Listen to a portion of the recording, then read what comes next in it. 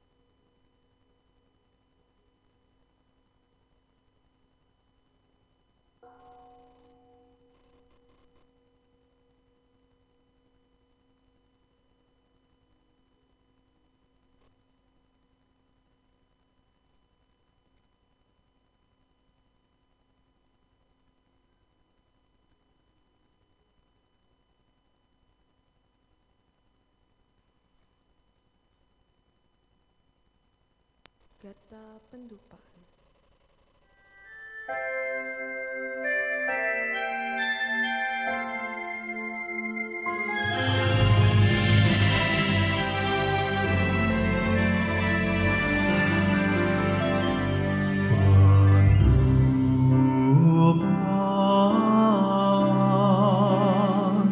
Mulai menghangat dan menyala, nyala.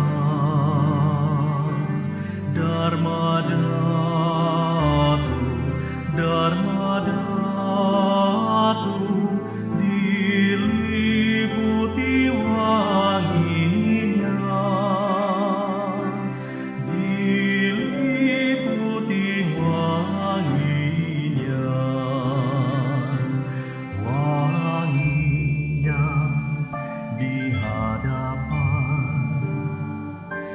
persamuan nan agung para Buddha.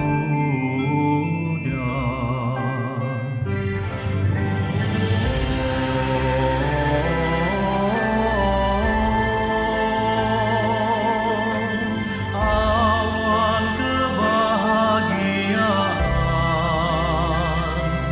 terbentuk di mana-mana saat pujianku telah berlimpah-limpah. Para Buddha menampakkan dirinya. Om Vajrarupe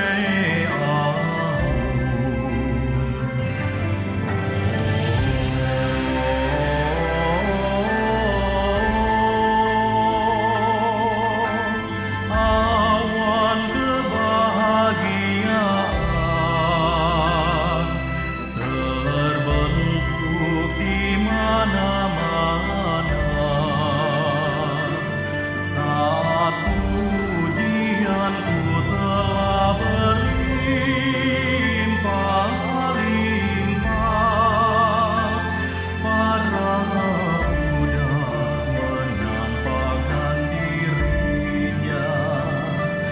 Om Vajrarupe Om Vajrarupe Om Vajrarupe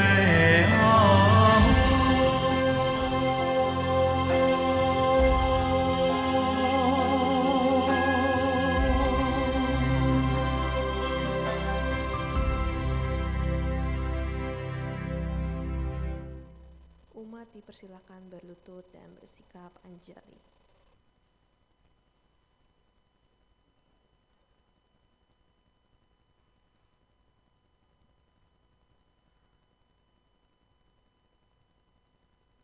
Nama Karagata, halaman 9. Syair penghormatan. Bagawa yang maha suci yang telah mencapai penerangan sempurna, Dharma telah dibabarkan dengan sempurna oleh Bagawa. Sangga siswa Bagawa berperilaku baik. Di hadapan Buddha, Dharma, dan Sangga, aku bersujud. Araham Sama Sambuddho Bhagawa Buddhang Bhagawantang Abhiwademi. Namo Buddhaya.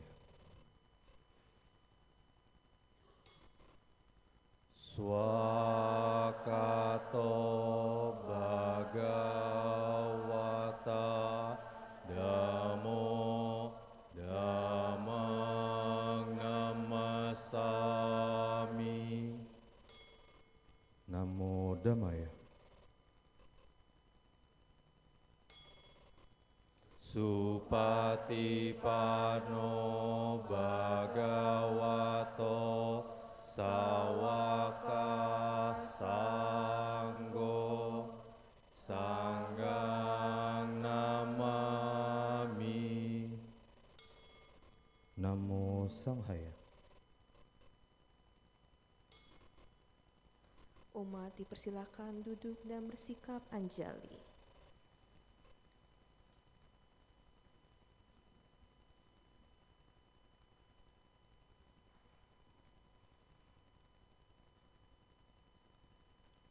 Wandana, halaman 16. Syair penghormatan. Terpujilah Sang Hyang Adi Buddha yang Maha Esa, Bagawa yang Maha Suci yang telah mencapai penerangan sempurna, dan semua bodhisattva Maha Satwa. Namo Sang Hyang Adi Buddhaya. Namo Sang Hyang Adi Buddhaya. Namo Sang Hyang Adi Buddhaya. Namo tassa bhagavato arahato samma sambuddhassa. Namo tassa bhagavato arahato samma sambuddhassa. Namo tassa bhagavato arahato samma sambuddhassa. Namo sarve bodhisattvaya mahasattvaya. Namo sarve bodhisattvaya mahasattvaya. Namo sarve bodhisattvaya mahasattvaya. Tisarana, halaman 17. 3. Perlindungan. Marilah kita menyatakan diri berlindung kepada Buddha, Dharma, dan Sangga, untuk kedua kalinya dan untuk ketiga kalinya berlindung kepada Buddha, Dharma, dan Sangga. Buddhang saranang gacchami.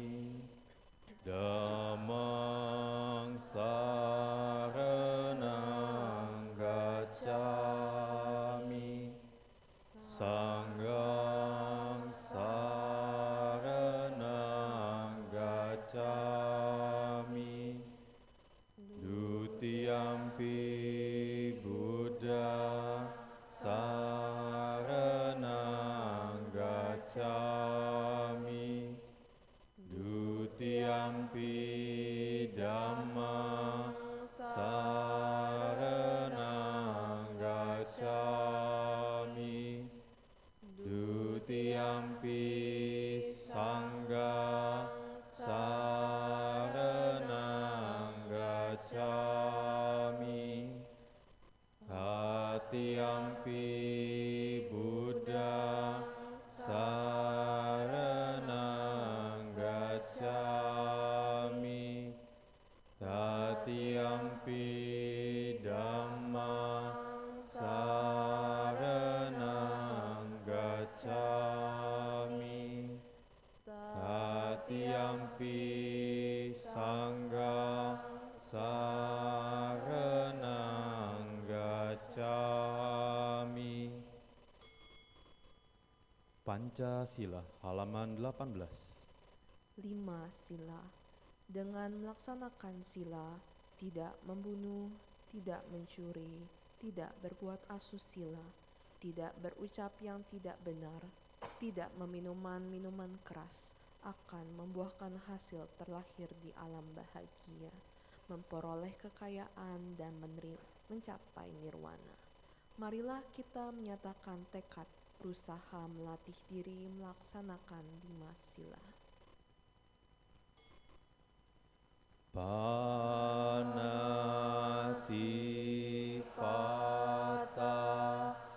Weramani Sikapadang Samadhyami, Adinadana Weramani Sikapadang Samadhyami, Kamesumiccacara Weramani Sikapadang Samadhyami, Musawada Weramani Sikapadang Samadhyami, Surameraya Majapahmadatana Weramani Sikapadang Samadhyami. Buddha Nusati, Dhamma Nusati, Sangha Nusati, halaman 19. Perenungan terhadap Buddha, Dharma, Sangha. Marilah kita melakukan perenungan terhadap Buddha, Dharma, dan Sangha. Iti piso bhagawa arahang samma sambuddho wiccarana sampano sugato lokawiduhanutaro purisa dhammasarati satta dewa manusana buddho bhagavati swakato bhagavata dhammo sanditiko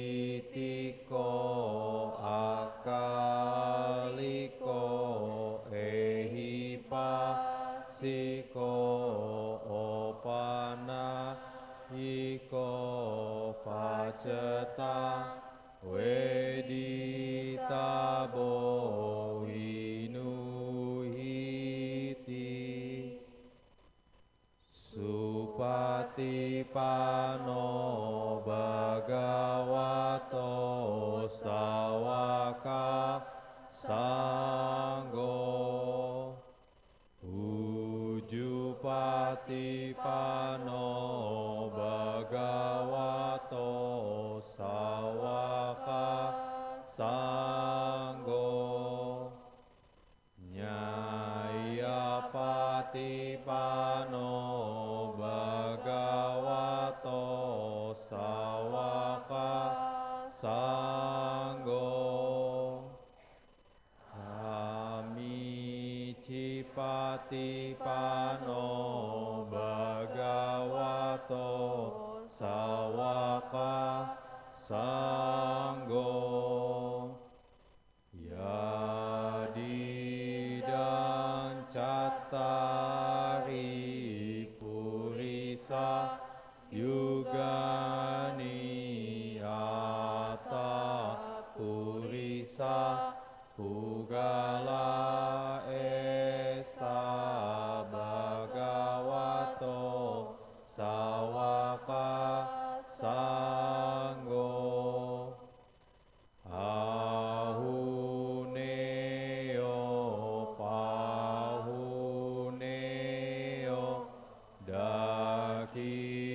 dakineo anjali karaneo anutara punyaketa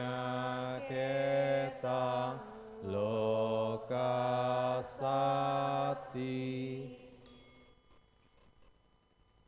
Saca Kiryagata halaman 22. Syair pernyataan kebenaran. Tiada perlindungan lain bagiku. Buddha, Dharma, dan Sangha pelindungku yang sempurna. Berkat pernyataan kebenaran ini, semoga berkah kejayaan menyertai kita.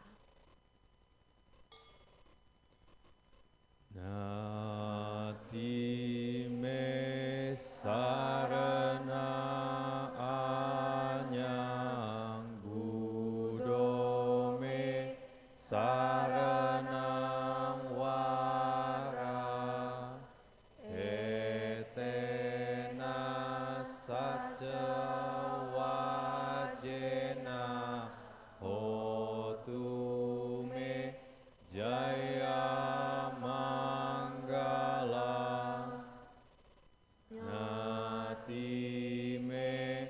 sarana anyang damo me sarana wara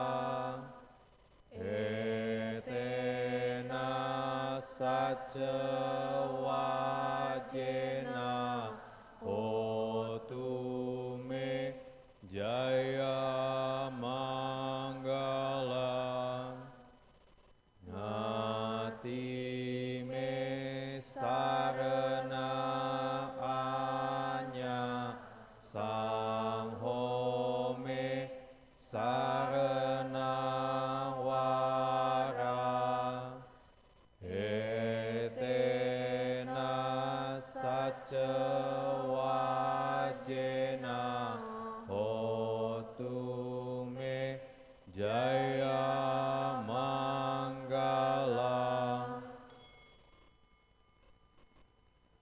Samadhi. Saudara-saudari dalam Dharma, marilah kita melaksanakan meditasi yang pada hari ini akan dipimpin oleh pemimpin kebaktian. Kepada Bapak Ibu semua, kami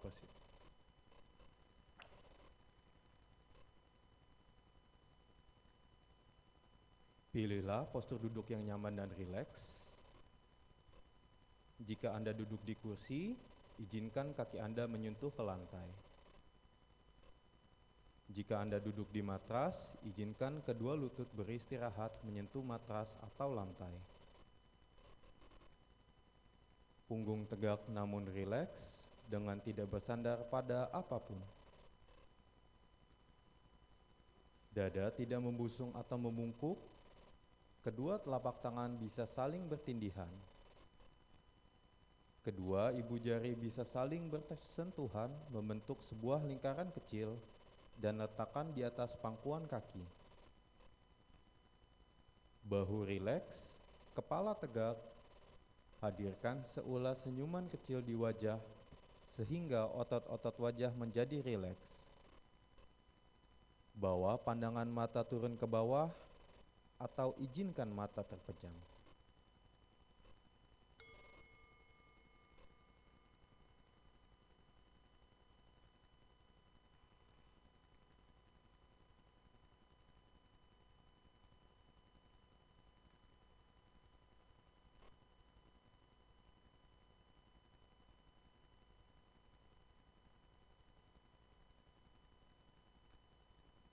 Bernafas masuk. Saya merasakan dan mengenali sensasi nafas masuk. Bernafas keluar. Saya merasakan dan mengenali sensasi nafas keluar.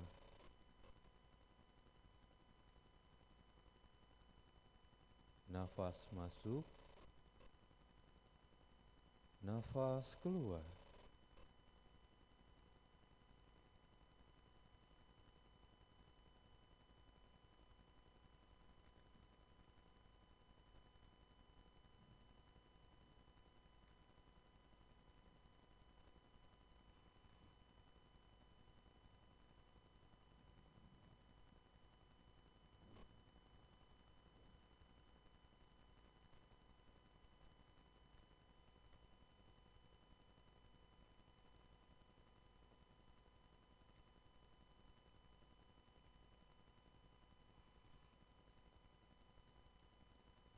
Bernafas masuk.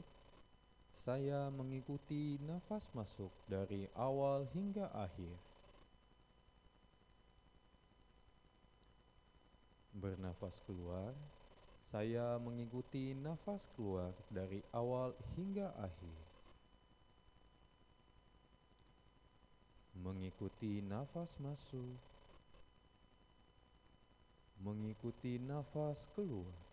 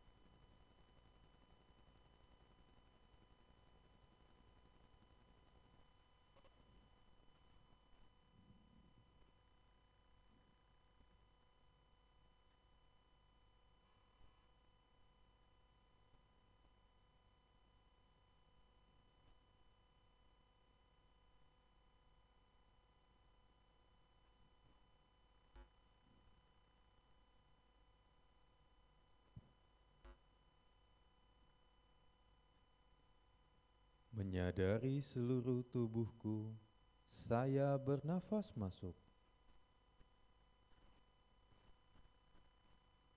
Merilekskan seluruh tubuhku, saya bernafas keluar.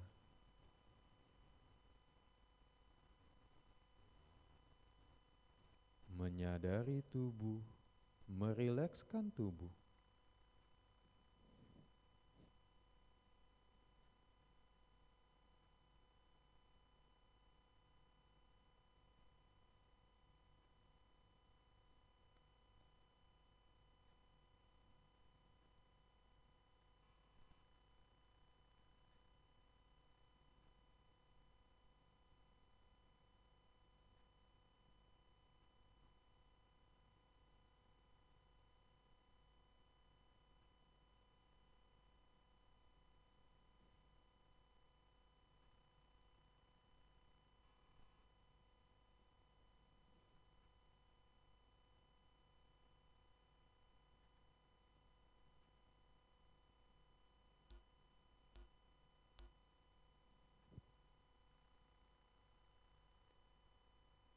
Tersenyum pada tubuhku, saya bernafas masuk.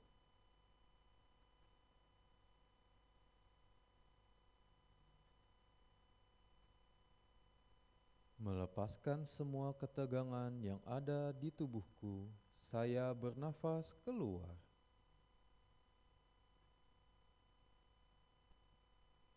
Tersenyum pada tubuh, melepaskan ketegangan.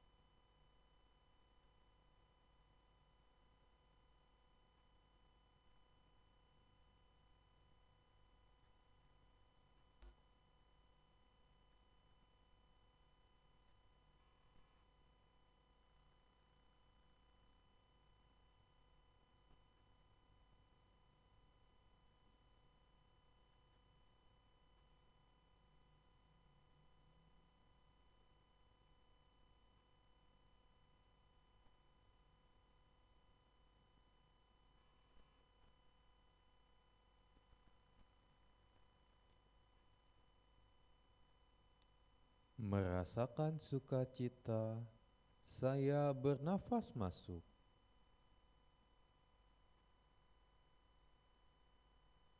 Merasakan bahagia, saya bernafas keluar.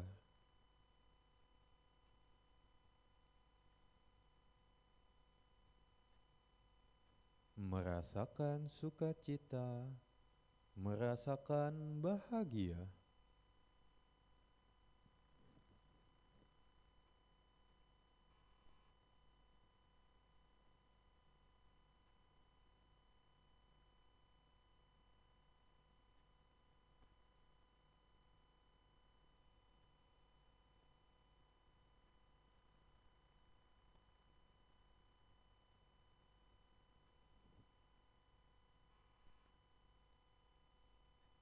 Hadir pada saat ini, saya bernafas masuk.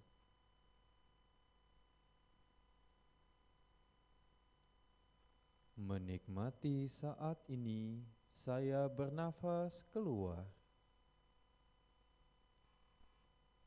Hadir pada saat ini, menikmati saat ini.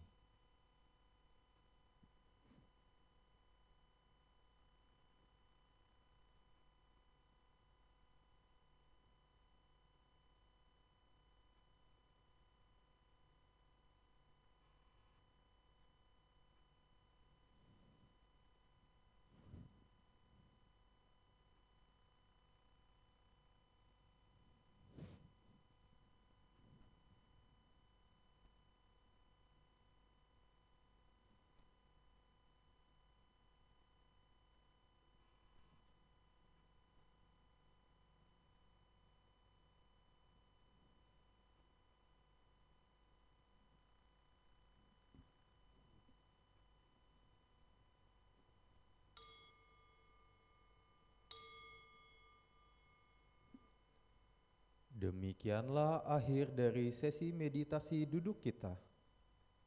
Gerakan kedua telapak tangan secara perlahan. Gerakan tubuh perlahan. Rangkapkan kedua telapak tangan di depan dada. Silahkan membuka mata, bungkuk hormat.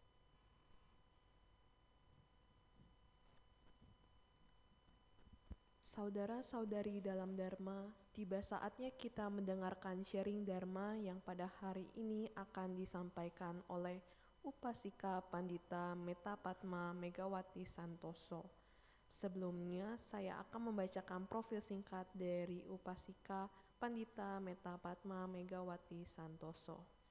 Ibu Megawati Santoso melanjutkan pendidikan doktoral di University of Iowa, USA dan lulus pada tahun 1994 dengan gelar PhD in Organic Chemistry. Dengan berbagai pengalaman kerja yang berlatar belakang di bidang pendidikan dan riset teknologi, Saat ini Ibu Megawati Santoso menjabat sebagai anggota pada Konsil Tenaga Kesehatan Indonesia. Kepada Upasika Pandita Meta Padma Megawati Santoso kami persilahkan.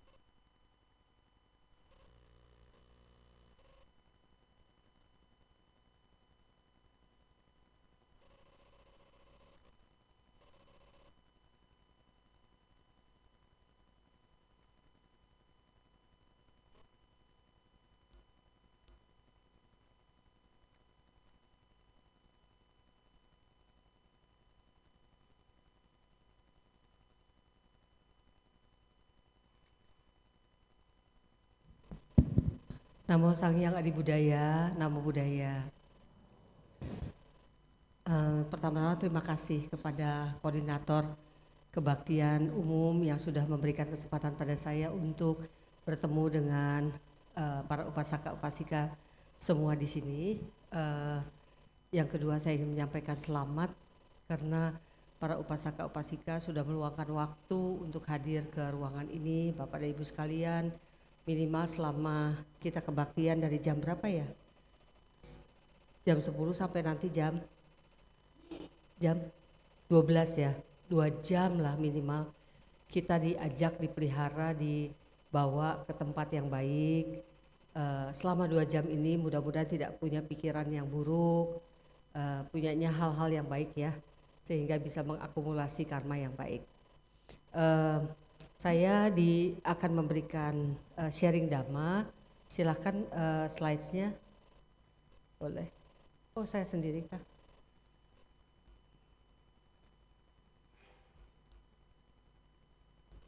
Oke, mohon dimatikan aja yang gambar saya. Iya, iya. Gak bisa dilepas ya? Iya, oke lah. Mudah-mudahan yang sebelah sana lebih baik. Jadi saya ingin berbicara sharing, tidak mengajarkan sama sekali ya kepada Bapak dan Ibu sekalian bagaimana bakti itu bisa menuju kepada pencerahan. Nah, saya juga ingin menyampaikan disclaimer bahwa Sang Buddha selalu mengatakan para biku, seseorang yang akan mengajar orang lain seharusnya terlebih dulu mengajar dirinya sendiri dan memperlakukan dirinya dengan tepat ya. Kemudian Sang Buddha membabarkan bahwa sebagaimana ia mengajari orang lain, demikianlah hendaknya ia berbuat. Setelah ia dapat mengendalikan dirinya sendiri dengan baik, hendaklah ia membantu melatih orang lain. Sesungguhnya yang paling sukar adalah mengendalikan diri sendiri. Ya, selanjutnya kita selalu diajarkan Bapak dan Ibu sekalian untuk bisa melakukan ehipasiko. Ya, maaf kalau terlalu kecil ya ininya ya. Kayaknya tadinya saya sudah besarin ya, tapi nggak apa-apa deh. Jadi yang pertama adalah kalau misalnya Bapak dan Ibu saudara-saudara sedama tadi membacakan Parita, Etawata, Buddha Nusati dan Manusati begitu ya. Itu kan disebutkan Swakato, Sanditiko, Akaliko, Ehipasiko, Opanayiko, masih ingat ya? Ketika kita bicara Buddha Nusati, Dhamma Nusati, Sangha Nusati. Nah itu adalah sebenarnya 6 sifat Dhamma yang perlu kita ingat. Yang pertama adalah Swakato, itu Dhamma telah diajarkan dengan jelas, sistematis dan konsisten oleh Sang Buddha. Bayangkan Bapak dan Ibu sekalian, saudara-saudara Dhamma, Guru Agung Buddha itu 45 tahun mengajarkan tanpa henti, keliling dengan umat yang gak kira-kira variannya, mulai dari tukang yang membersihkan tinja, sampai raja, sampai brahmana, sampai dewa, ya kan. Kebayang gak sih Bapak dan Ibu kehebatan beliau? Tidak ada LCD, tidak ada catatan, tidak ada buku ya. Tapi 45 tahun beliau itu konsisten. Kalau kita kan saya misalnya enak banget diajarkannya misalnya saya adalah dosen. Dosen tuh udah dikungkung apa yang diajarkan mahasiswa saja gitu kan ya. Jadi saya nggak perlu susah payah mengajarkan, kalau misalnya mengajarkan dari anak TK kebayang tuh susahnya ya, belum lagi suruh mereka duduk aja susah gitu. Udah lagi saya kebagiannya mahasiswanya mahasiswa ITB lagi, yang menurut saya nggak usah diajarin juga nanti dia lulus sendiri. Ya, sehingga dosen ITB lebih banyak di luar ngaprak-ngaprak Bapak dan Ibu. Jadi Sang Buddha itu mengajarkan dari segala macam jenis manusia maupun makhluk ya, luar biasa dengan damanya dan sangat sistematis Bapak dan Ibu. Lalu Sanditiko itu dapat dilihat di sini dan sekarang. Semua ajaran-ajaran Buddha yang Bapak dan Ibu bisa baca ya sendiri, itu sudah bisa kita pikir oh iya ya, bagus ya kejadian. Nah saya sekarang tuh lebih banyak mengikuti channel-channel Dhamma terkait dengan hal-hal yang jauh lebih berat, misalnya bicara tentang originating atau mulainya alam semesta itu seperti apa, kehidupan itu seperti apa, bagaimana Buddha menerangkan hal-hal tersebut, jawaban-jawabannya seperti apa, itu kan luar biasa fascinating ya, kosmologi, ilmu kehidupan tentang life sciences, bagaimana tubuh kita berkembang dan sebagai evolusinya dan sebagainya. Aduh, minta ampun luar biasanya ya Bapak dan Ibu. Terus kemudian Akaliko itu tidak terikat waktu, timeless, universal. Ajaran Sang Buddha itu tidak terikat dengan waktu, sangat universal. Bapak Ibu mau cek di waktu kapan aja dia pas gitu. Ya, misalnya mengatakan bahwa kita harus berbuat kebaikan. Nanti kalau berbuat kebaikan kita juga akan mendapatkan hal yang baik. Itu kan tidak terikat waktu ya. Gak bilang itu hanya berlaku pada zaman dulu aja gitu. Itu tidak pernah terjadi itu. Nah, sementara agama-agama ajaran yang lain itu ada bagian-bagian yang sangat tidak universal, tidak berlaku lagi sekarang gitu. Misalnya bercerita tentang perang, bercerita tentang perbudakan, bercerita tentang gitu ya, zaman dulu kan ada ya. Di kita tidak ada hal-hal seperti itu karena ajarannya sangat-sangat universal.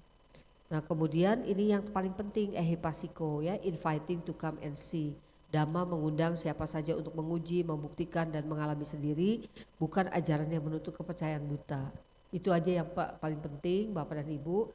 Apapun yang Bapak Ibu, saudara-saudara upasaka-upasika dengarkan dari sumber apapun, tolong periksa masing-masing ya. Jangan ikut begitu saja. Apalagi sekarang udah zamannya AI, segala macam mudah sekali di-generate ya oleh itu. Mohon jangan terbawa ke sana. Dan siapa saja yang punya WhatsApp group, tolong berhati-hati. Jangan pernah forward segala sesuatu yang Anda sendiri tidak yakin gitu ya. Jangan ya. Karena ada undang-undang ITE, ada segala macam gitu. Nanti Anda bisa terbawa juga. Dan kalau misalnya Anda tahu itu AI dan itu untuk pembelajaran ya kan, karena isi AI juga banyak yang bagus ya, sebutkan saja ini contoh yang baik dari sebuah video dan sebagainya, kita berikan narasi-narasi seperti itu karena banyak kok AI juga yang diciptakan untuk memberikan pelajaran-pelajaran yang bagus ya. Lalu Opanayiko itu mengarahkan leading onwards ya, jadi Dharma itu membawa praktisinya menuju kedamaian, pencerahan dan pembebasan. Kalau sampai Anda mendengar Dhamma, terus hatinya bergolak, kilasa batinnya tumbuh, makin kesel, makin benci, makin itu pasti Dhamma yang keliru. Ya, kalau Anda datang ke wihara, terus mendengar misalnya ada penceramah yang kemudian berbicara sedikit nyinggung-nyinggung politik, kemudian bicara tentang serangan mungkin negara ini ke negara yang lain, dan terus kita timbul segala sesuatu yang kebenciannya gitu, itu pasti bukan ajaran Dhamma ya. Nah, oleh karena itu kalau sampai Anda mendengar hal-hal tersebut di suatu tempat, buang saja. Jangan dipikirkan dan jangan juga menimbulkan sebuah karma baru yang menjustifikasi, orang itu kok jahat. Jadi kan kita ya yang menjadi sesuatu ya. Kalau menerima hal itu dan itu bersumber dari orang lain, saring saja, saring.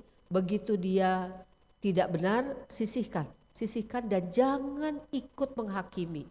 Sekali kita menghakimi, kita membuat titik karma yang baru lagi, ya. Kemudian paceta medita bowinyuhiti itu artinya bisa realisasi secara pribadi. Sang Buddha selalu mengatakan beliau bukan penyelamat, bukan juru selamat dalam artian akan kalau misalnya Anda ikuti dia akan berikan berkah, akan berikan pintu surga, nggak ada ya Bapak Ibu ya. Sang Buddha nggak janji-janji kunci yang kayak gitu. Sang Buddha hanya mengatakan kalau Anda pahami ini, realisasikan sendiri, lakukan dengan benar ya silakan. Ini saya udah tunjukkan jalannya. Beliau itu petunjuk jalan yang luar biasa daripada kita nyasar kemana-mana ya. Tapi bukan berarti terus digendong, dibawa dan sebagainya, itu tidak begitu.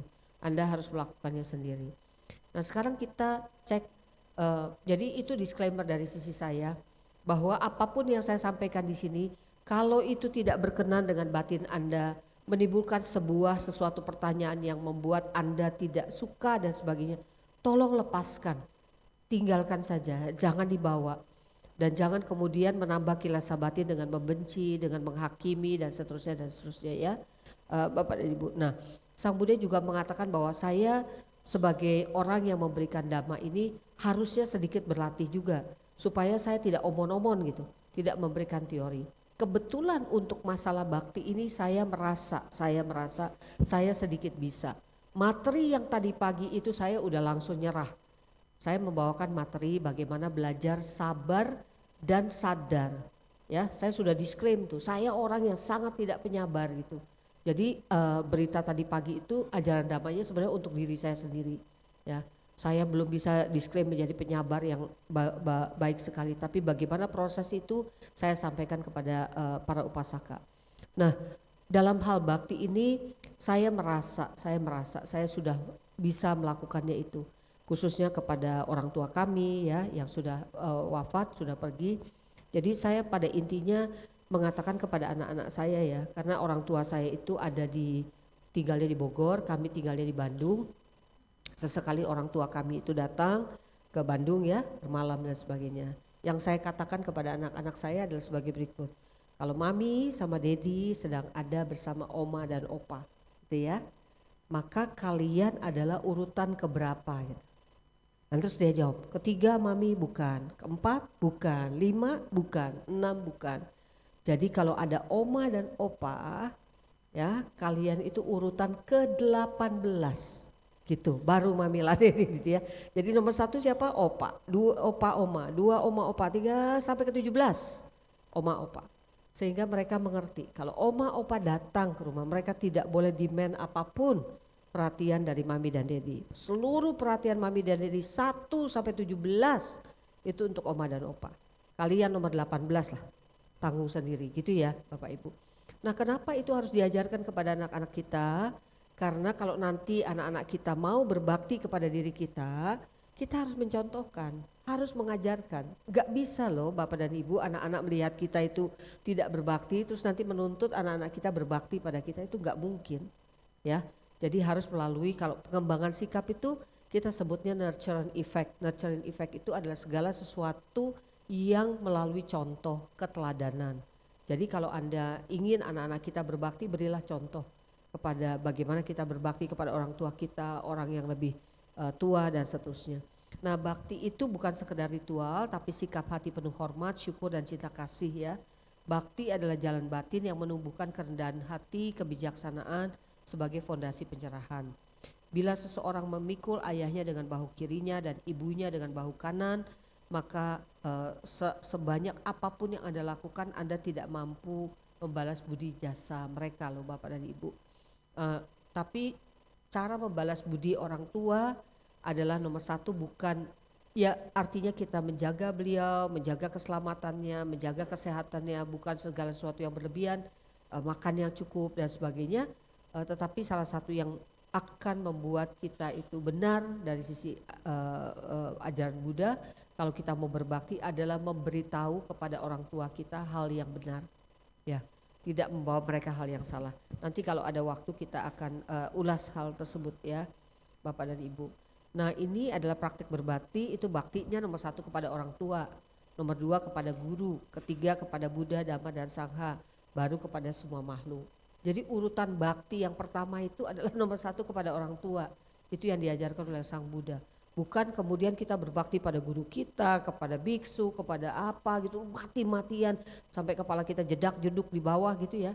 Tapi kepada orang tua kita sendiri kita jahat, kita tidak perhatian, tidak memberikan kasih sayang, itu adalah bakti yang keliru. Urutan nomor 1 adalah orang yang terdekat di tengah kita. Nah nanti pertanyaannya yang mungkin saudara-saudara tanya, gimana kalau orang tuanya ngaco? Karena ada kan, kita punya orang tua yang minta ampun begitu kan, tidak bisa mengerti gitu, aneh pikirannya. Ada nggak yang orang tua begitu? Banyak ya, sehingga kadang-kadang gitu loh, kita sebagai anak juga gimana sih begitu ya. Nah tapi biar bagaimanapun itu tidak boleh ditempatkan. Urutan nomor 1 adalah orang tua. Kenapa? Karena orang tua yang melahirkan Bapak dan Ibu sampai menjadi manusia. Menjadi manusia itu susahnya setengah mati katanya kan ya. Seperti pasir di gurun pasir, 1 butir itu susahnya setengah mati. Jadi kalaupun orang tua kita agak sedikit menurut kita kok enggak seperti orang tua yang lain ya. Penuh cinta kasih, penuh kesayangan dan sebagainya. Anda tetap untuk memutus karma itu harus berbakti kepada orang tua tersebut yang melahirkan kita, membuat kita mengenal Dhamma, kita menjadi orang yang lebih baik gitu kan ya, itu tetap ada karma baiknya. Kedua kepada guru, dasarnya adalah penghormatan, kepada Buddha karena kita dasarnya keyakinan pada sumber pencerahan, lalu kepada semua makhluk perluasan welas asih ya, sebagaimana dicontohkan Avalokitesvara, Bodhisattva Mahasatwa, Sitigarbha dan para bodhisattva lainnya. Nah ini contoh Bapak dan Ibu, kalau yang kepada semua makhluk rasanya itu berat banget ya, jalur bodhisattva itu luar biasa sekali.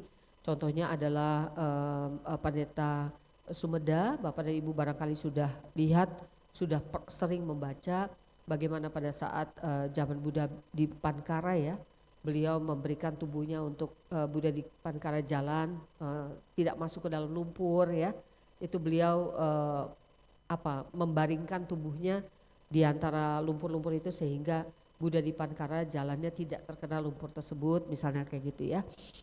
Karena beliau sangat berbakti kepada Buddha ya. Nah kemudian Rahula ya, dalam Mahayana itu dikatakan bahwa Rahula juga dihormati sebagai bodhisattva kecil, sangat patuh, penuh bakti kepada Sang Buddha sebagai ayah maupun sebagai guru ya. Simbol ini adalah simbol bakti anak kepada orang tua sekaligus kepada guru. Nah kemudian kita juga diperkenalkan dengan kisah Sitigarbha Bodhisattva. Ini adalah bagian yang sering diceritakan dalam kitab-kitab Mahayana. Terkenal karena sumpahnya, sebelum neraka kosong aku tidak akan mencapai kebudaan. Nah awal tekadnya itu muncul dari bakti kepada ibunya yang terlahir di alam sengsara. Ia berikrar menolong semua makhluk sebagai wujud bakti, bukan hanya kepada ibunya tetapi kepada semua ibu di dalam samsara. Luar biasa ya. Luar biasa. Nah pesannya itu bakti yang meluas menjadi welas asih yang universal. Awalnya kepada ibu, tapi kemudian beliau juga menyelamatkan seluruh ibu yang berada di samsara. Jadi berubah ke arah universal. Oleh karena itu bakti yang seperti ini dicontohkan oleh para bodhisattva mahasiswa. Bapak dan Ibu sekalian, upasaka-upasika apalagi yang masih muda ya. Kita berbakti kepada orang tua. Tapi kalau ada orang tua di jalan yang membutuhkan bantuan kita, segeralah. Gitu, jangan kemudian berbakti hanya kepada orang tua kita sendiri begitu. Jadi kalau ada orang yang membutuhkan pertolongan di jalan, mengambilkan kursi atau apa, walaupun itu orang tua orang lain, bantulah ya, seperti yang dilakukan oleh Bodhisattva Sitigarbha. Nah ini selanjutnya Bodhisattva Avalokitesvara, kita sudah mengenal beliau mempunyai tekad yang luar biasa di hadapan Sang Buddha Amitabha untuk bisa mendampingi melayani beliau sebagai murid ya kepada guru, tapi juga dedikasi tanpa henti kepada semua makhluk ya. Avalokitesvara Bodhisattva, beliau mempunyai kebaktian seperti berikut. Nah sekarang ini topik yang menarik, seberapa banyak kita merasa bahwa Gen Z yang sekarang itu, anak-anak yang sekarang itu kerasanya kurang berbakti. Kerasa nggak? Ada yang ngangguk-ngangguk. Anak-anak muda setuju nggak? Setuju nggak? Enggak ya. Tapi orang tua banyak yang setuju. Tadi pagi saya come across dengan sebuah fakta yang betul-betul terjadi. Jadi ada seorang anak ini sangat baik, pinter, cerdas, GPA-nya 4,0 ya. Dia diterima untuk di basketball team dan sebagainya, menghasilkan beasiswa 50.000 US dollar. Dia lawsuit bapaknya, bapaknya itu dibawa ke pengadilan. Kenapa? Karena katanya bapaknya itu janji untuk memberikan mobil yang luxury. Apakah Ferrari atau Bugatti gitu. Nah bapaknya ngasih mobil listrik gitu. Yang penting poin apa? Lo mau mobil listrik di Amerika bukan mobil murah loh Bapak dan Ibu, bener ya? Nah itu anak itu membawa bapaknya itu ke pengadilan. Lawsuit menuntut bapaknya di hadapan pengadilan supaya pengadilan memenangkan tuntutan dia. Tuntutan dia adalah 65.000 US dollar. Dia bisa menghasilkan 50.000 US dollar dari scholarship-nya loh. Dan dia mengatakan bahwa orang tua ini bersalah karena menimbulkan distress pada kehidupan dia. Karena saya itu kan kepala basketball tim atau apalah olahraga gitu, harusnya tampil hebat. Kok dikasihnya mobil listrik? Kan saya jadi stres gitu. Orang lain nanti memandang saya seperti apa gitu. Dan seterusnya dan seterusnya. Yang pasti ayah mampu. Nah terus akhirnya si judge-nya itu sampai kebengong-bengong. Kok ada ya anak yang berpikiran begitu? Berapa usianya?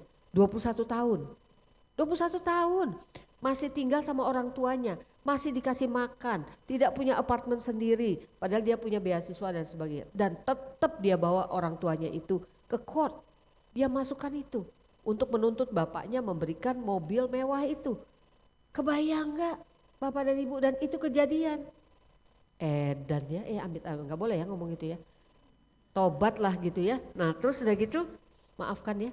Nah terus udah gitu judge-nya nasihatin macam-macam. Kan bener kan nasihatnya, kamu tuh sekarang nanti kamu suatu saat akan menyesal orang tua kamu nggak ada. Biar bagaimanapun sekarang ini kalau ada problem orang tua kamu. Dan tidak akan tuh orang yang minta ikut naik mobil Ferrari kamu, ikut bersama itu akan menolong kamu ketika kamu jatuh. Orang tua gitu, nasihatnya bagus. Akhirnya tuntutan itu didismiss, ya kan? Tidak boleh lagi, udah enggak dilanjut gitu. Nah kemudian divideokanlah setelah keputusan itu. Marah lu dia sama hakimnya. Karena hakim ini orang tua katanya. Jadi pastilah memihak kepada bapak saya. Hakim ini nggak ngerti perasaan Gen Z kan gitu. Ya ampun, apa nggak tobat punya anak kayak gitu. Dan orang tua ini dia kan menyekolahkan, si judge tanya, Anda menyekolahkan anaknya di mana? Private school yang mahal dan sebagainya. Terus si anaknya bilang tuh, itu salah kamu. Saya terserah itu mah keputusan kamu, kenapa saya disekolahkan di private school. Saya juga bisa disekolahkan di sekolah negeri gitu. Ya, bertobat gak tuh kita kalau punya anak kayak gitu? Dan itu anak yang kayak gitu banyak sekarang ini. Terus menuntut orang tuanya, membawa ke pengadilan, ada yang melukai bahkan sampai membunuh, ada kan ya dan sebagainya. Kenapa tuh? Jadi kerasanya sekarang di dunia yang sekarang itu terlihat kurang berbakti. Ya, Gen Z itu lebih independen, lebih kritis, dia fokus kepada kebebasan pribadi. Tambahannya ada distraksi digital terus saja kan, dia kemudian dengan dunianya sendiri. Jadi ada jarak emosional. Nah yang ingin saya ceritakan kepada teman-teman semua, para upasaka dan upasika, kepada ibu-ibu seusia saya sudah 64 tahun ya. Jadi udah tua nih, masuknya generasi tua nih. Ibu saya, ayah saya dulu waktu saya masih kecil juga bercerita yang sama. Kok anak-anak sekarang kurang berbakti gitu. Waktu saya masih kecil, paham ya? Sekarang ketika saya tua, saya juga ngomong yang sama. Kenapa ya anak-anak kita kurang berbakti gitu? Kan alasannya sama, kecuali tambah dua hal tentang teknologi dan kemudian jarak emosional. Tapi jarak emosional juga enggak begitu, tiap hari kita bisa sebenarnya WhatsAppan dan sebagainya gitu. Jadi kalimat ini ya, bahwa Gen Z itu kurang berbakti, generasi muda kurang berbakti. Itu terjadi setiap generasi. Nanti Gen Z ini punya anak, dia akan ngomong yang sama gitu. anak saya kurang berbakti. Kenapa bisa begitu? Karena tadi ajaran Buddha kan sudah makin tua, makin tua, makin tua. Kalau kita tidak memelihara, kalau kita tidak mencontohkan, kita akan dapatkan yang seperti itu. Kita akan dapatkan hal seperti itu. Makanya tugas dari kita adalah untuk memelihara itu. Supaya ajaran yang baik ini tetap terpelihara. Dari tahun ke tahun, ibu saya, ayah saya dulu waktu masih hidup, ya bicaranya begitu, anak-anak sekarang kurang berbakti gitu. Dulu papi itu kalau emak datang bagaimana gitu, kan gitu ya. Nah, kita yang harus memelihara. Saya sih memelihara kepada anak-anak saya. Kalau tiap Imlek gitu kan, kamu paikui sama mami daddy 12 kali. Begitu dia 24 kali kamu. Ya. Tuh. Mami gini, 36 kali. Ayo. Jadi nggak ada yang berani. 12 kali, 12 kali supaya terpelihara. Tapi kita juga harus jadi orang tua yang baik ya kan, untuk support dan sebagainya sehingga mereka mengasihi kita itu dengan sungguh-sungguh. Dan saya merasa hal tersebut berhasil ketika anak saya yang paling kecil di Jepang dan kita tidak bisa Imlek bareng gitu ya. Dia selalu ingat, saya belum paikui sama mami daddy 12 kali. Nah begitu ada kesempatan, kebetulan saya sama Pak Budi ke Jepang gitu ya, itu udah lewat Imlek yang lama, begitu sampai kami duduk dia langsung paikui 12 kali gitu. Jadi ingat ya, hal-hal tersebut ternyata nah kita nggak boleh mengalah loh yang kayak gitu. Harus kita ajarkan gitu. Jadi anak saya kalau mau bicara, mami ya kamu mau berapa kali 12? Itu aja ya, mau sekali 12 atau apa gitu Bapak dan Ibu. Nah jadi sebenarnya kalimat-kalimat tersebut tidak tepat. Setiap generasi akan mengungkapkan yang sama. Nanti kalau generasi Z, anak-anak muda kita nih sekarang yang masih kecil, nanti punya anak, mereka akan bicara hal yang sama. Kurang berbakti itu, seperti itu ya. Karena tadi ajaran Buddha makin jauh. Tapi kalau kita pelihara, kita perbaiki, ini akan balik lagi gitu Bapak dan Ibu. Nah kenapa sih kita ingin lebih berbakti? Pertama adalah Gen Z itu lebih terbuka membicarakan perasaan sebenarnya. Termasuk rasa terima kasih atau perhatian emosional kepada orang tua itu tidak disebutkan dalam bentuk paikui dan sebagainya. Kalau nggak tahu kalau putra putri Bapak Ibu, anak saya misalnya yang kedua itu sangat senang menggoda dan dia tahu siapa yang harus digoda, ayahnya atau ibunya. Dia pasti pilih ibunya karena saya lebih bereaksi, dikagetin lah, ditiup lah tengkuknya kalau saya lagi kerja habis-habisan apa aja gitu. Itu cara emosional mereka lebih terbuka. Kalau dulu kan siapa, masa saya berani niup tengkuk mami saya, gitu lagi masak, bisa mateng saya kan, digubrak ya kan. Kalau sekarang begitu anak-anak, pagi-pagi peluk, pegang dulu, kalau masih kecil gitu anak-anak bertiga dan saya masih kuat gitu kan, pulang sekolah atau saya datang dari tempat kerja yang 3 anak laki-laki itu udah nunggu. Mami pulang, sudah diangkat saya smack down, bak bik begitu Bapak. Anak-anak muda bisa begitu sekarang, sudah lebih terbuka. Itu penunjukan rasa bakti loh, bukan berarti kemudian dia tidak berbakti sama kita. Nah orang tuanya jangan marah. Kurang ngajar nih anak dan sebagainya ya. Tidak demikian Bapak dan Ibu. Terus mereka tuh kritis tapi peduli. Walau tidak selalu patuh, buta dan sebagainya. Mereka tuh sangat peduli terhadap lingkungan, terhadap apa dan sebagainya. Jangan heran nih yang kemarin banjir itu memang yang ngerusak anak-anak muda. Yang ngerusak ya bapak-bapak tuanya. Saya nggak bawa ibu ya maaf ya. Biasanya para pengusaha tuh bapak-bapak gitu. Yang motongin hutan dan sebagainya gitu kan. Bukan anak-anak muda, terus anak-anak muda sekarang dia aktif tuh untuk memperbaiki lingkungan dan sebagainya. Mereka punya kepedulian, aktif dalam advokasi sosial. Anak saya yang perempuan tuh sering aktif ke wihara-wihara mengajarkan function yang benar. Tidak boleh melepas hewan begitu saja kalau tidak paham ekosistemnya, kalau tidak paham itu kasihan hewan yang mati, lingkungannya bermasalah dan sebagainya. Ada tuh yang melepas hewan di pernikahan ya, pernikahan dia sewa, pernikahannya tempat itu yang dilepas adalah burung merpati gitu. Nah itu sejak saat itu tempat pernikahan itu penuh dengan kotoran burung merpati ya. Burung merpati sacot-sacot saja kan, setengah mati itu dia bersihin yang kayak gitu. Jadi dipikirnya tepat gitu ya, ternyata tidak. Nah kemudian fleksibilitas peran, Gen Z itu justru lebih cepat mandiri secara finansial dan bisa menopang. Nah kadang-kadang tantangan utamanya itu kadang mengukur bakti dengan standar lama. Itu yang menjadi kesulitan. Bapak Ibu tidak boleh. Jadi kita bilang patuh, tinggal dekat, merawat fisik itu adalah bakti yang sekali. Itu beda sekali. Bapak Ibu nggak boleh menuntut itu. Gen Z itu cenderung mengekspresikan bakti dalam bentuk berbeda, komunikasi digital, dukungan praktis, advokasi sosial. Anak-anak saya sudah mengatakan mami adalah gaptek. Wah udah kalau soal teknologi dan sebagainya gaptek gitu kan. Nah bagaimana bakti mereka tunjukkan, pokoknya kalau ada hal-hal tentang digital mereka maju duluan. Menjaga mami supaya nggak tertipu atau apa begitu ya. Dan saya senang, walaupun saya ngerti ya, tahu dan saya langsung angkat tangan, mami gaptek kamu bantu gitu. Jadi saya bisa memanfaatkan hal itu. Jadi kalau misalnya kita merasa mengukur bakti itu dengan harus dekat, harus begini, harus begitu. Padahal zaman mereka udah beda banget ya. Nanti terjadinya konflik. Bapak Ibu yang sudah lebih sepuh, lebih tua dan sebagainya, anak-anak kita berbeda banget ya. Jangan berharap dengan cara yang sama zaman kita dulu gitu ya. Nanti akan berbeda lagi. Zaman anak-anak kita nanti tua sudah banyak robot, di mana-mana akan banyak robot yang membantu mereka dan sebagainya gitu. Sekarang kan belum ya, robot itu akan terjadi. Nah bakti Gen Z itu bukan karena berbakti, melainkan sering berbakti tapi caranya berbeda ya. Jadi kita tidak boleh menghakimi anak-anak kita, generasi yang akan datang, itu kamu tuh kurang berbakti, enggak begitu loh. Mereka sangat berbakti, bisa melakukan itu, apalagi yang sudah mengenal Buddha Dharma, cuman caranya berbeda ya.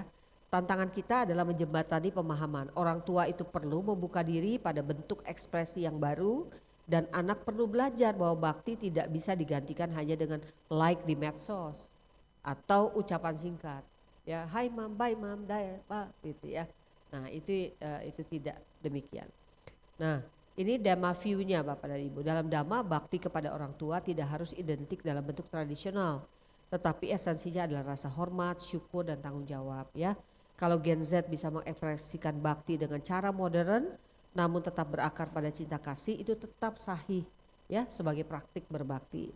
Namun bila kebebasan pribadi membuat mereka mengabaikan peran orang tua sepenuhnya, itu baru bertentangan dengan nilai universal bakti. Nah yang bagian terakhir itu Bapak Ibu nggak bisa omong-omong, yang udah tua nih omong-omong kamu harus berbakti, tapi tidak lupa mencontohkan bagaimana cara berbakti. Ya, itu pasti nggak ketemu. Seperti tadi saya sampaikan, dari kecil saya sudah bilang, pokoknya kalau oma, opa datang, kamu nomor 18.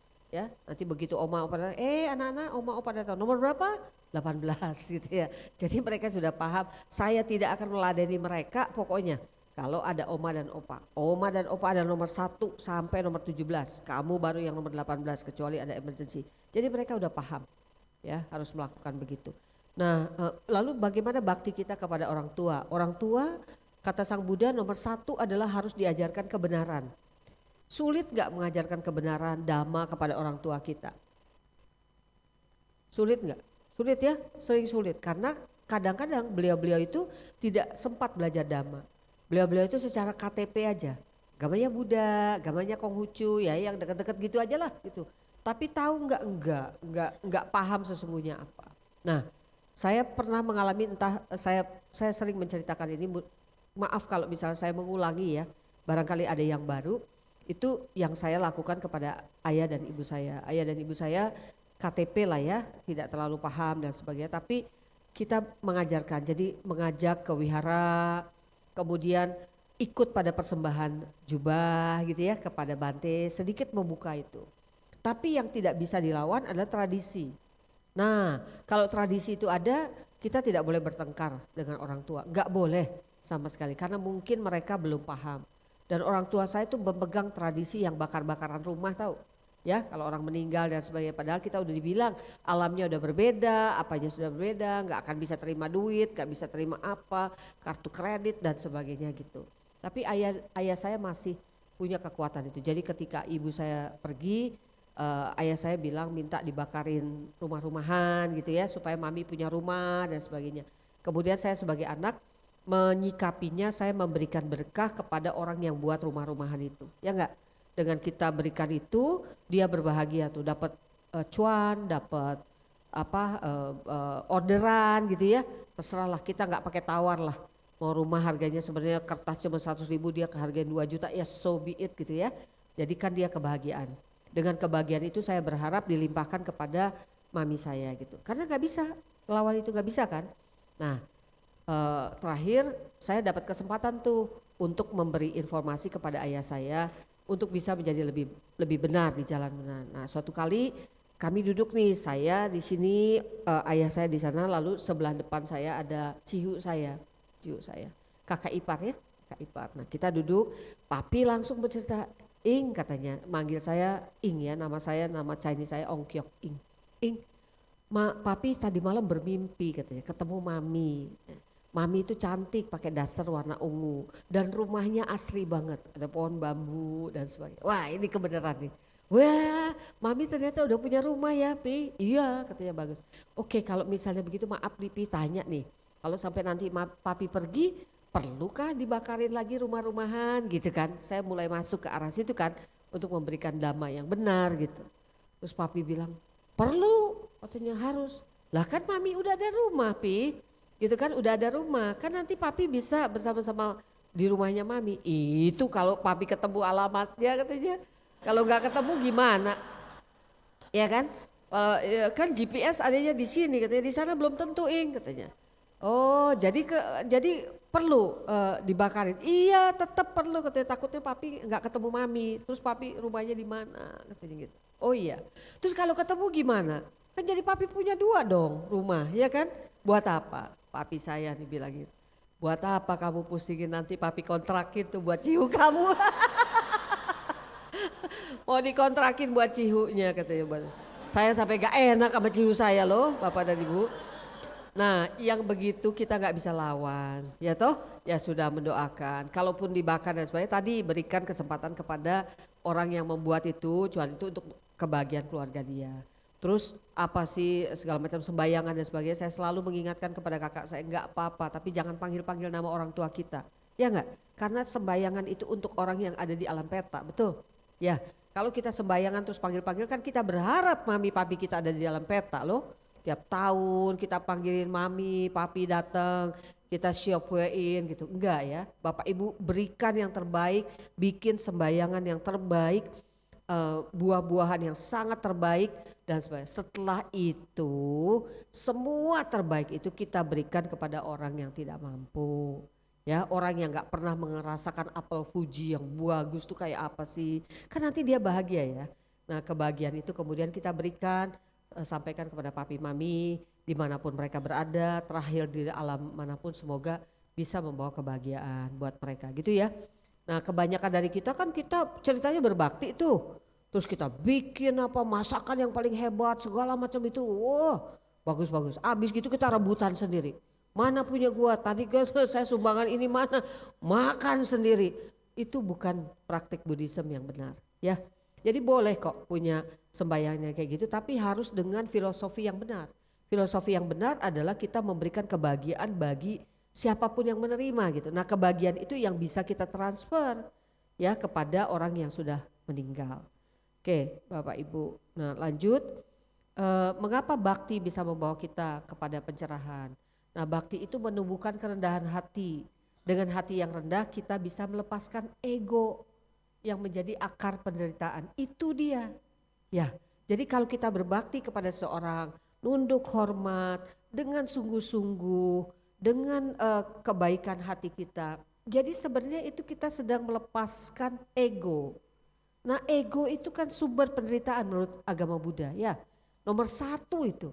Jadi kalau kita bisa melakukan seperti itu, kita bisa melepaskan ego. Terus ini, susah loh Bapak Ibu melepaskan ego itu, susah. Saya pribadi, misalnya Bapak dan Ibu, kadang kan karena saya menerima SK Presiden gitu kan, merasa big shot. Big shot tuh apa sih? Merasa gede gitu ya. Jadi kadang-kadang kalau ada orang yang meremehkan itu mulai itu timbul ya. Nah untungnya udah dilatih kesadaran, itu pikiran buruk, sadar ya, itu ngaco ya, siapa sih kamu, gak ada ego, gak ada apa gitu ya. Nah terus kita turun, berbakti kepada apa tuh, tukang sapu dan sebagainya, menghormati dia kalau lagi nyapu, berhenti dulu, maaf ya saya mau lewat gitu ya. di kantor-kantor kita dibilang, kan mereka langsung, ibu, ya siap bu, gitu kan mereka kayak gitu. Tapi kita balik siap lagi sama mereka. Permisi Pak, saya mau lewat, maaf ini mengganggu Bapak yang sedang itu. Kepada satpam kita baik, kepada apa, bawa sesuatu buat mereka ya. Yang seperti itu menimbulkan bahwa kita melepaskan ego, siapa sih kamu gitu. Sebesar apa sih kamu gitu kan, ya wong cuma segitu-gitunya gitu. Nah itu bakti itu sebenarnya itu. Melepaskan ego, itu yang terpenting, latihan yang paling penting. Jadi saya pernah turun dari travel gitu kan, kemudian saya udah lapar nih. Kalau di kantor segala macam disiapin. Saya mampir ke tukang ketoprak gitu. Ngobrol sama tukang ketoprak, yang diobrolkan tentang ijazahnya Pak Jokowi. Tukang ketoprak aja nyampe loh Bapak dan Ibu. Jadi kita berlatih seperti itu supaya kita rendah hati ya, bukan rendah diri. Nah bakti itu melatih cinta kasih dan ulas asih. Hati yang penuh cinta kasih adalah fondasi untuk Brahma Wihara. Bapak Ibu gak bisa berlatih metta, karuna, mudita, UPK. Tapi kita sendirinya itu penuh dengan kosong ya, dengan cinta kasih ya. Nah kalau kita berbakti sebenarnya kita mencintai orang, mengulas asih kepada orang. Sehingga itu akan menuntun kita untuk bisa praktek metta, karuna, mudita, UPK. Nah bakti itu menuntun kita pada kebajikan. Sila, samadhi dan panya. Tanpa rasa hormat sulit bagi kita untuk mendalami praktik dhamma. Karena belum apa sih itu omongan itu kan ya. Apa sih itu ajaran gitu, kita sudah naik dulu, kita sudah. Tapi kalau kita biasa berbakti, kita biasa menghormat pada guru kita dan sebagainya itu, maka kita akan turun. Saya selalu mengatakan kepada anak-anak Gen Z ya, yang jadi mahasiswa saya atau anak saya dan sebagainya, kalian boleh hebat lah, boleh sehebat-hebatnya apapun, dan orang tua seperti saya harus mengakui kehebatan mereka dalam digital ya. Mereka itu digitally born loh. Lahir di zaman yang sudah ada itu. Saya dulu belajar tuh belum ada internet ya kan. Masih textbook segitu, baca setengah nyatet gak kira-kira, beda banget gitu. Jadi kita harus akui. Tapi satu hal yang saya selalu bilang kepada mereka, yang Anda tidak punya adalah pengalaman. Kalau saya tuh udah jatuh bangun, udah tahu. Jadi kalau kita misalnya lewat seperti ke lapangan yang ada ranjaunya ya, kita udah tahu di mana ada ranjau, di mana apa gitu loh. Nah mereka perlu belajar dari kita itunya aja, kebijaksanaannya, pengalamannya, supaya mereka nggak kejeblok 2 kali gitu dari kebodohan kita ya. Nah jadi bakti itu bukan sekedar tradisi, melainkan pintu masuk bagi kebijaksanaan. Nah next. Apa latihan dari Brahma Wihara yang perlu kita ingat pada saat kita datang ke wihara ini, namanya juga Brahma Wihara. Anda datang ke wihara. 4 hal ini perlu sedikit aja kita bawa pulang ya. Nomor 1 adalah cinta kasih yang universal, keinginan tulus agar semua makhluk berbahagia. Lawannya adalah kebencian ya, dosa. Jadi praktiknya itu melatih hati untuk memancarkan cinta kasih tanpa syarat, dimulai dari diri sendiri, orang terdekat, meluas kepada semua makhluk. Jadi kalau misalnya kita sedang membenci gitu ya, terus kan kita bisa bilang sabe satawa, terus kita sedang ngebohong nih, ya kan? Padahal kan kita sedang semoga semua makhluk berbahagia, sebel banget sama orang itu. Kita lagi ngebohong gitu, Bapak dan Ibu ya. Kita sebel sama bos kita, marah-marah dan sebagainya gitu. Semoga semua makhluk berbahagia, kita sedang berbohong. Nah untuk melatih yang kayak begitu, kita doakan saja orang yang memarahi kita, yang nyebelin kita, walaupun kita setengah mati ya. Oke lah, semoga kamu berbahagia. Oke lah, kita masih pakai oke lah loh. Sang Buddha mengatakan harus seperti ibu yang mencintai anak yang tunggal. Apaan ya Bapak Ibu, tapi latihan. Nah karuna ya, ulas asih itu keinginan tulus agar semua makhluk terbebas dari penderitaan. Ampun luar biasanya ya. Jadi bagus sekali ajaran Sang Buddha. Lawannya adalah kekejaman dan ketidakpedulian. Tadi kemarin saya melihat ada video ribuan buaya ya yang mereka potong, hancurkan untuk demi mendapatkan coat ya, tas dan sebagainya, semua dari kulit-kulit buaya. Itu kan keserakaan manusia ya. Wong Bapak dan Ibu hanya untuk penampilan, kecuali dia untuk hidup. Misalnya maaf saja bagian dari tubuh buaya itu bisa menyembuhkan penyakit, menghilangkan penderitaan, masih ada lumayannya lah ya. Tapi itu ribuan tuh dihabisi hanya untuk dia pamer gitu kan. Kan itu kan kejahatan yang luar biasa. Kita nggak boleh ke sana ya Bapak Ibu, jangan beli branded tas, jaket kulit yang itu nggak usah ya Bapak Ibu ya. Kalau kita masih non vegetarian nggak apa-apa, itu buat menyehatkan nggak apa-apa sampai kita bisa melepaskan, tapi jangan menambah-nambah. Tuh beli ya bolpen dari itu ujungnya dari gading gajah gitu ya. Kasihan Bapak Ibu. Nah kemudian next ini adalah mudita ya, simpati, sukacita, kegembiraan tulus melihat kebahagiaan keberhasilan. Kita tuh kadang-kadang suka iri gitu, iri loh. Wah dia udah bagus tuh, wah dia dapat mobil baru, gitu iri ya. Apakah iri itu natural? Natural sekali. Tapi harus dirubah. Begitu ada terus kita bilang saya ikut berbahagia, saya ikut bergembira pada itu. Ya harus dirubah ke situ. Semoga aja suatu saat saya juga bisa seperti kamu dalam hal kesuksesan kayak gitu ya. Jangan kemudian kurang ajar lo ya. Dulu lu gua bantu lu, sekarang tuh kayak gitu gak inget, bisa terus aja begitu ya Bapak Ibu. Itu bukan mudita. Apapun itu kejadian apapun sama orang lain yang lebih bahagia dari kita, pokoknya kita bilang saya turut berbahagia. Saya turut gembira atas keberhasilan Anda ya, kita latih seperti itu. Lalu UPK, keseimbangan batin, sikap batin seimbang, tidak terombang ambing oleh suka dan duka, pujian dan celaan, untung dan rugi. Lawannya adalah keterikatan dan kebencian. Praktiknya itu menjaga kebijaksanaan sehingga tidak melekat maupun menolak ya, tetap tenang di tengah pasang surut kehidupan ya. Semoga semua makhluk hidup dengan keseimbangan dan kebijaksanaannya. Jadi ini yang paling sulit Bapak dan Ibu, tidak terombang ambing terlalu jauh ya, senang gak keru-keruan, sedih gak keru-keruan gitu, tenang aja Bapak Ibu jadi kasihkan koridor tapi jangan yang terlalu sempit ya. Jadi kalau kita berenang itu jangan berenang di parit gitu, kalau berenang di parit kan sakit ya kesana kemari, berenangnya di kolam renang. Tapi di kolam renang itu aja, jangan berenang di luar dari kolam renang ya, nanti disangka aneh gitu. Jadi keseimbangan batin itu seperti itu. Jangan terlalu sedih, jangan terlalu gembira gila-gilaan gitu. Tenang aja, santai ya. Bilangnya cool ya, cool. Nah, terus udah gitu terakhir adalah selesai. Semoga semua makhluk berbahagia. Terima kasih ya. Bapak dan Ibu, upasaka upasika sudah berkenan mendengarkan saya. Banyak hal-hal celoteh-celoteh saya barangkali yang tidak mengena di hadapan Bapak dan Ibu sekalian, contoh-contoh yang barangkali juga tidak pas. Kalau itu terjadi semua kesalahannya di pihak saya, jangan dibawa pulang, buang aja. Terus jangan dipikir, oh tuh Bu Mega ngomong apa tadi dia ya. Nah itu menambah kilasa batin yang baru. Oke, mungkin itu aja dari saya, terima kasih. Semoga semua berbahagia, sadu, sadu, sadu.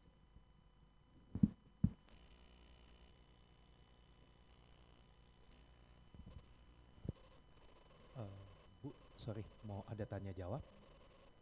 Mungkin rekan-rekan ada yang mau bertanya.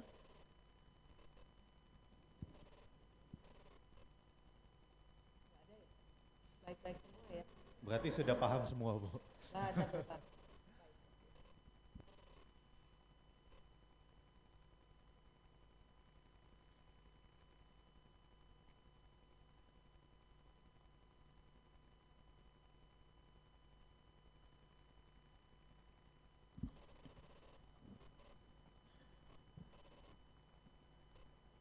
Terima kasih kepada Upasika Pandita Metapatma Megawati Santoso atas sharing Dharma yang telah diberikan.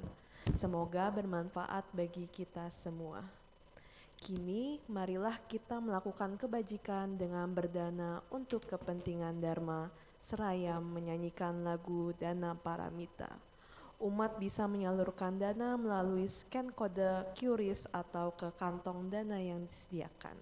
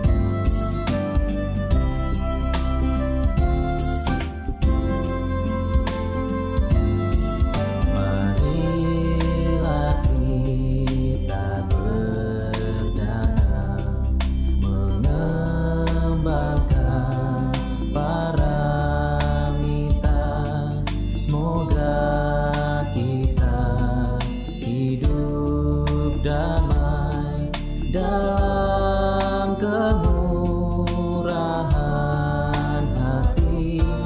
Berdanalah kita semua dengan penuh sukacita.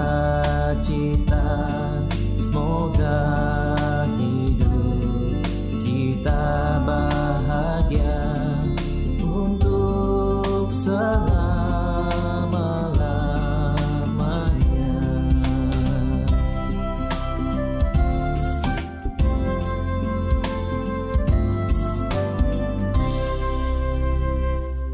Terima kasih atas dana yang telah diberikan. Semoga bermanfaat bagi perkembangan Buddha, Dharma, dan Sangha.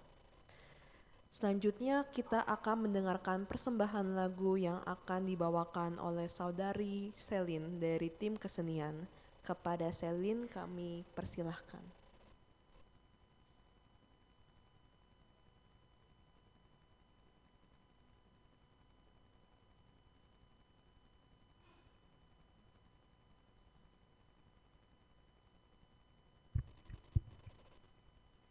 Namo Sang Hyang Adi Budaya, Namo Buddhaya. Nama saya Selin dan hari ini saya akan membawakan sebuah lagu dengan judul Tekad Siswa Sang Buddha. Kepada Bapak Ibu dan teman-teman sekalian yang mengetahui lagunya boleh nyanyi bersama-sama.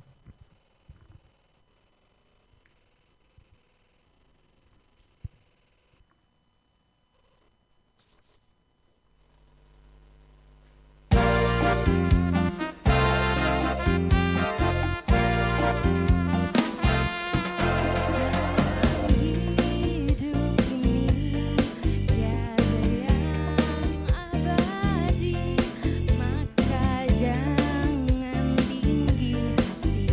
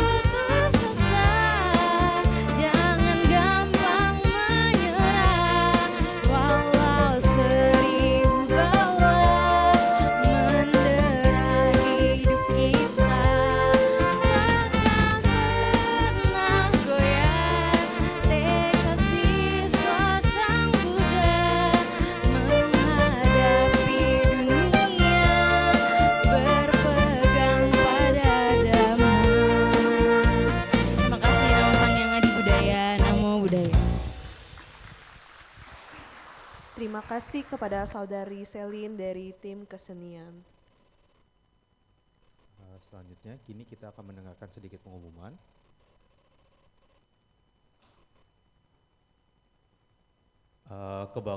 Kebaktian Uposatha Malam Capgo pada tanggal 3 Desember 2025 dengan pendarasan Sutra Wusi Sanfo mulai pukul 7 malam di Bakti Sala Utama Wihara Ekayana Serpong. Selanjutnya ada Day of Mindfulness atau DOM dengan Dharma Talk online oleh Yamastawira Bhiksuni Rising Moon pada hari Sabtu 6 Desember 2025 pukul 9 pagi hingga 3.30 sore di Ruang Bodagaya, lantai 5 Wihara Ekayana Serpong. Pendaftaran melalui kode QR di poster atau di sosial media Wihara Ekayana Serpong. Selanjutnya, bagi umat yang ingin mendapatkan informasi terbaru kegiatan Wihara Ekayana Serpong, bisa join WhatsApp Community West yang berfungsi sebagai informasi kegiatan Wihara Ekayana Serpong. Umat bisa scan melalui barcode yang ditampilkan di Videotron atau di meja front desk lantai dasar.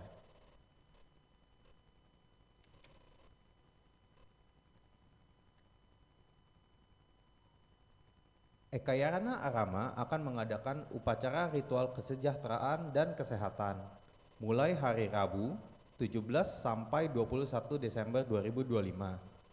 Pendaftaran pelita upacara ritual Liang Huang Pao Chan dapat melalui resepsionis wihara atau WhatsApp Wihara Ekayana Arama Tanjung Duren, Jakarta. Lalu terdapat berita duka, Sabe Sangkara Anicca, keluarga besar Wihara Ekayana Serpong turut berduka cita atas meninggalnya Upasaka Pandita Gunadarma Jimihung. Semoga berkat kekuatan karma mendiang dapat menghasilkan kelahiran di alam yang berbahagia. Sadu, sadu, sadu. Sadu.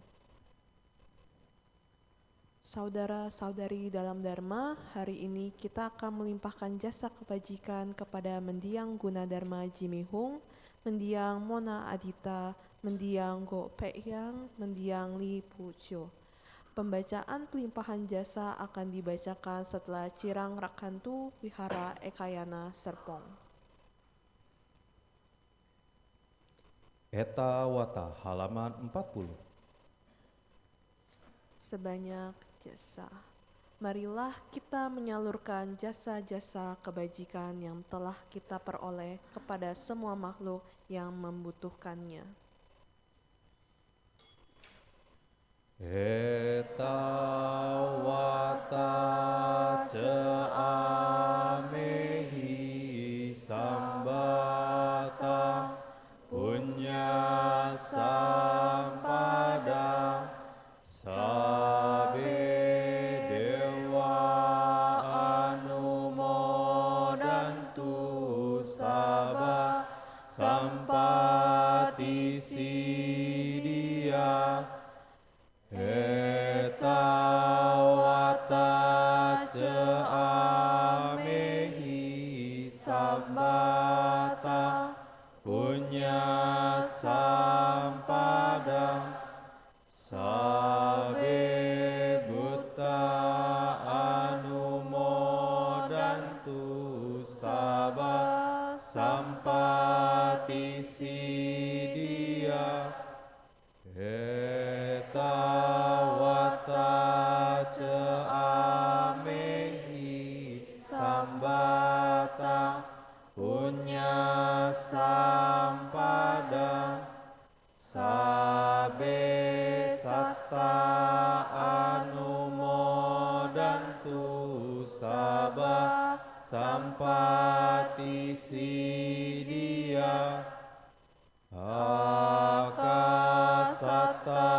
Cebu Mata Dewa Naga Mahidika Punyang Tang Anumodit Wacira Rakantu Loka Santi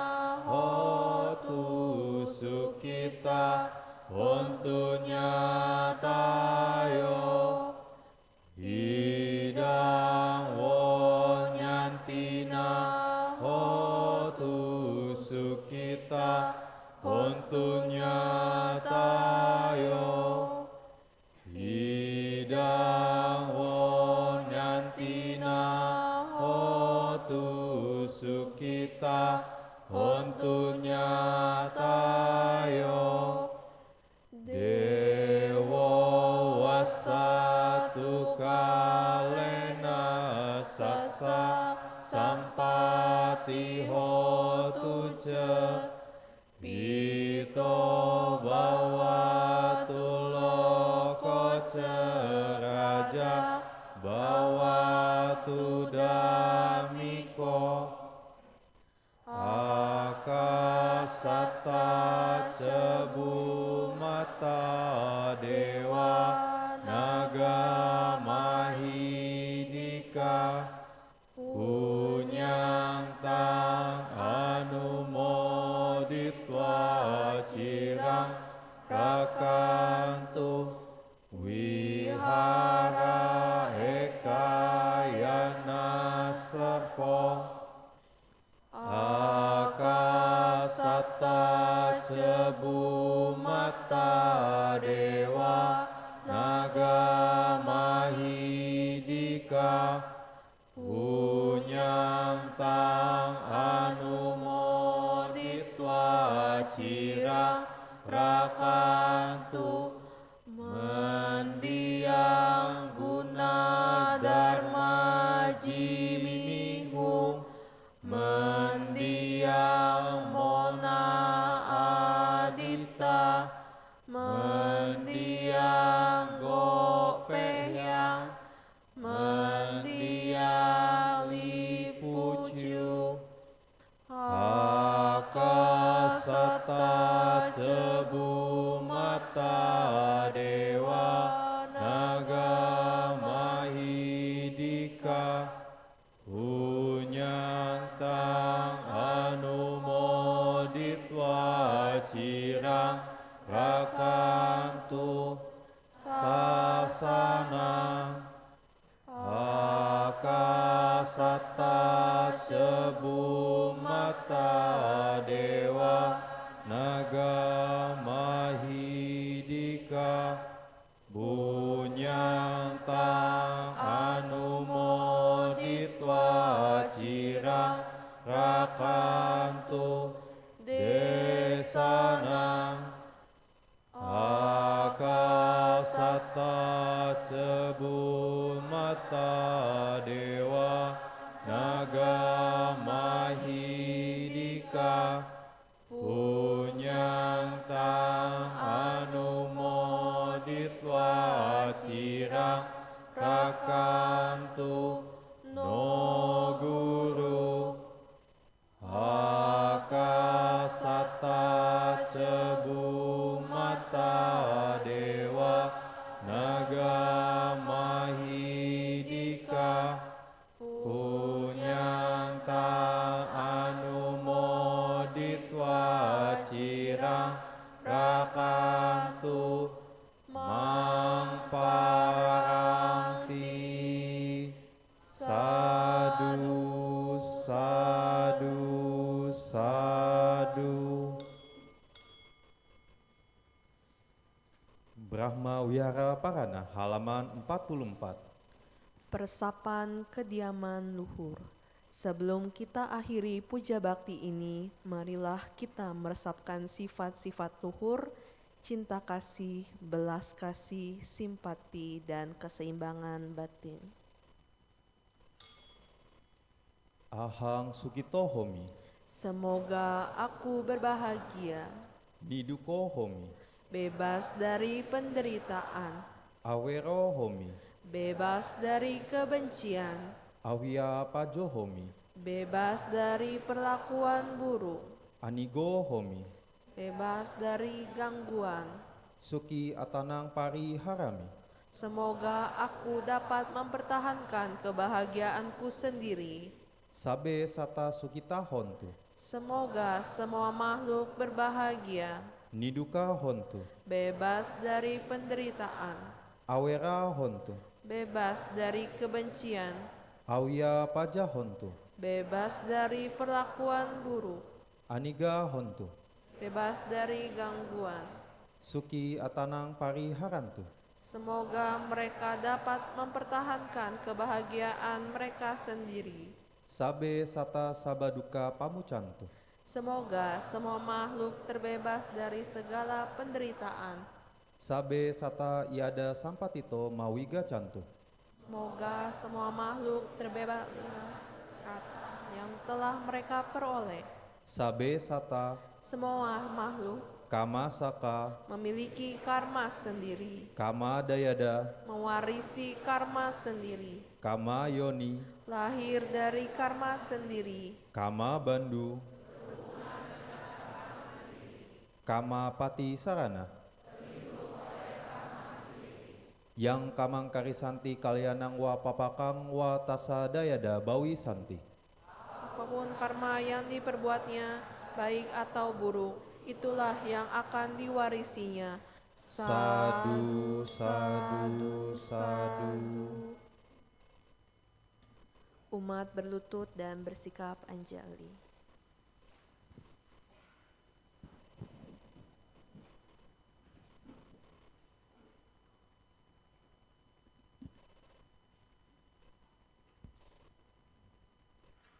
Nama Garagata halaman 50. Syair penghormatan Bagawa yang maha suci yang telah mencapai penerangan sempurna. Dharma telah dibabarkan dengan sempurna oleh Bagawa. Sangga siswa Bagawa berperilaku baik. Di hadapan Buddha, Dharma, dan Sangga aku bersujud. Arahang Sama Sambuddho Bhagawa Buddhang Bhagawantang Abiwademi. Namo Buddhaya. Swakato Bhagavata Dhammo Dhammang Namasami.